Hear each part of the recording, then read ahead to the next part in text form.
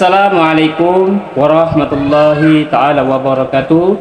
Alhamdulillah rabbil alamin. Wassalatu wassalamu ala asrafil anbiya'i wal mursalin wa ala alihi wa sahbihi ajma'in. Amma ba'du, fa ya ibadallah ittaqullaha haqqa tuqatih wa la tamutunna illa wa antum muslimun. Faqala ta'ala fihil karim, a'udzu billahi minasyaitonir rajim. Bismillahirrahmanirrahim.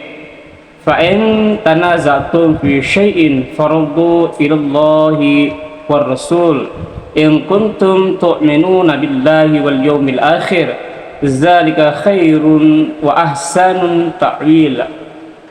Shadaqallahul azim. Para sahabat sambil tutor yang dirahmati Allah Subhanahu wa taala, alhamdulillah pada kesempatan sore hari ini saya masih bisa melakukan konten lagi seperti biasa, menyempatkan ya walaupun waktu mepet. Di kesempatan sore kali ini kita akan membahas ya tentang kaidah yang kedua yang kemarin kita sudah menjelaskan ya di video yang kemarin. Sekarang kita akan memasuki bagaimana kita bisa menjelaskan sunnah dengan baik ya, dan jadikan sebagai sumber ya, jangan dijadikan sebagai sumber pertengkaran. Jadi judul yang pertama adalah mari kita memberikan sesuatu pembelajaran kepada sahabat kita, kepada keluarga kita, pada handatulan kita ya, dengan memberikan tentang pembelajaran sunnah ini dengan lemah lembut ya. Sampaikan sunnah itu dengan lemah lembut. Insya Allah itu judul yang paling tepat ya. Yang dimaksud pertengkaran di sini adalah perdebatan, bukan secara fisik bertarung pakai pedang atau segala macam. Ini adalah yang paling mematikan adalah pertengkaran melalui perdebatan daripada pertengkaran melalui sebuah senjata. Karena melalui perdebatan sampai ke seluruh pelosok ya, sampai ke seluruh penjuru dunia, negeri, perdebatan itu tidak akan pernah selesai kalau tidak diselesaikan dengan cara yang benar ya, dengan tidak menimbulkan satu kebencingan, dengan berbeda dari relasi di mana amalan-amalan itu dilakukan oleh seseorang ya. Jadi yang dimaksud dengan pertengkaran di sini adalah perdebatan yang menimbulkan kebencian terhadap sesama muslim. Yang perlu diingat bahwa kegemaran berdebat adalah hukum dari Allah Subhanahu wa taala. Sebagaimana disebutkan dalam hadis ya, Rasulullah SAW mengatakan, "Ma dalla qaumun ba'dahu dan kanu alaihi illa utul jadala summa qala wa Rasulullah sallallahu alaihi wasallam hazihil ayah ma darabuhu laka illa jadala bal hum ya hum qaumun khasimu ya." Tidaklah suatu kaum tersesat ya setelah mendapatkan petunjuk, melainkan karena suka berbantah-bantahan. Lalu Nabi Shallallahu Alaihi Wasallam membaca, mereka memberikan ya, mereka tidak memberikan perumpamaan itu kepadamu melainkan dengan maksud membantah saja. Sebenarnya mereka adalah kaum yang suka bertengkar ya.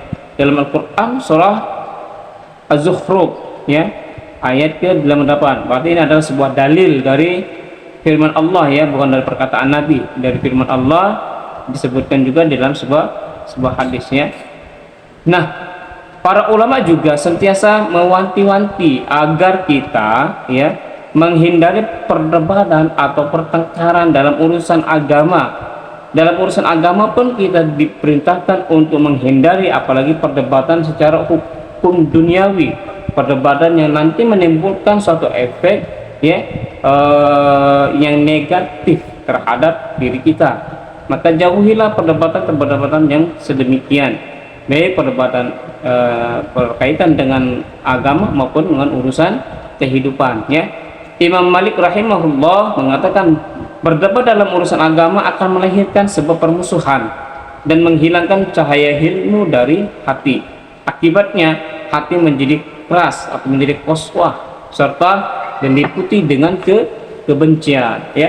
Imam Ahmad bin Hanbal rahimahullah berkata bahwasanya, sampaikan dan kabarkanlah sunnah, jangan mempertentangkannya. Jadi sampaikan segala sesuatu itu dengan baik apabila orang mengajak kita untuk melakukan sebuah amalan tersebut, katakan dengan lembut, maaf fulan, saya sedang lagi banyak kerjaan, atau maaf fulan, saya seperti tidak bisa karena kondisi badan yang lagi kurang sehat, atau alasan-alasan yang mungkin nanti orang berpikir, oh ternyata si fulan ini tidak mau menghadiri dikarenakan dengan apanya gitu ya. Jadi jangan kita bilang itu begini, itu tidak boleh segala macam, yang nantinya orang akan berpersepsi terhadap kita orang yang sombong akan ilmu ya. Para sahabat sambil tutor ya, meskipun demikian waspadalah ya, selalu agar ya, waspada selalu agar perdebatan tidak berkelok arah hingga menimbulkan perpecahan, perselisihan dan permusuhan ya di antara saudara seiman. Sebab dari sinilah akan menimbulkan kerusakan akidah ya.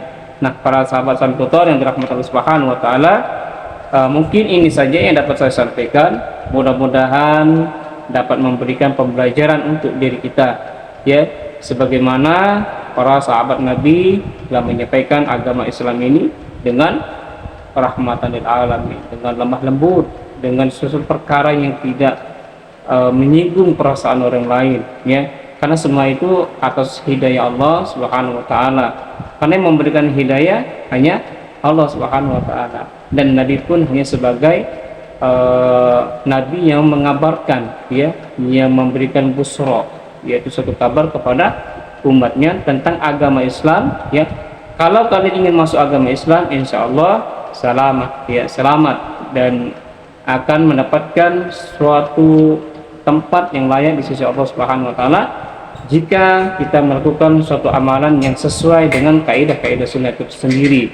Nah, para sahabat sambil tutor, mudah-mudahan apa yang saya sampaikan di kesempatan sore ini ada manfaat dan ada pembelajaran yang dapat kita realisasikan dalam kehidupan kita. Mari kita song-song hari demi hari dengan ibadah kepada Allah Subhanahu wa taala. Yang paling penting adalah jangan lupa sholat. Belajar sholat lebih baik lagi, dan insya Allah kita akan menjadi seorang mukmin atau muhsin yang taat kepada Allah. Amin ya rabbal alamin. Oke, ini saja yang dapat saya sampaikan. Lebih dan kurangnya saya mohon ampun kepada Allah Subhanahu wa taala, dan mohon maaf apabila di dalam penyampaian ada materi-materi yang tidak sesuai dari pemikiran kalian, ataupun dalam membacakan sebuah dalil masih ada yang kekurangan. Saya mohon maaf, dan saya akhiri, wassalamualaikum warahmatullahi taala wabarakatuh. Next video berikutnya, dadah.